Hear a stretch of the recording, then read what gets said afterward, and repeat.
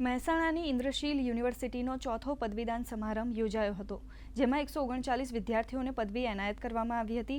આ પ્રસંગે યુનિવર્સિટીના પ્રોવોસ્ટ ડોક્ટર ડી.જે. શાહ દ્વારા યુનિવર્સિટીનો ભાવિ પ્લાન રજૂ કરવામાં આવ્યો, તેમજ વિદ્યાર્થીઓને શુભકામના પાઠવવામાં આવી હતી.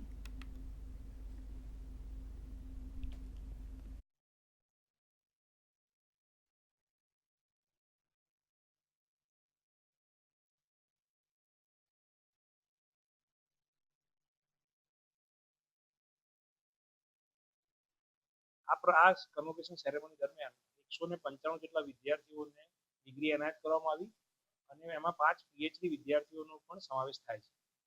જે વિદ્યાર્થીઓને ડિગ્રી આપવામાં આવી એ લોકો મોટાભાગે એમએસસી, બીએસસી, બીટેક અને પોસ્ટ ગ્રેજ્યુએટ ડિપ્લોમા પ્રોગ્રામના વિદ્યાર્થીઓ છે. અને આગામી સમયમાં સંસ્થા કેવી રીતે ડેવલપ થઈ શકે એનો એક રોડમેપ જે પ્રેસિડેન્સી દ્વારા મેસેજના સ્વરૂપે મૂકવામાં આવ્યો હતો તે પણ અમે રજૂ કર્યો.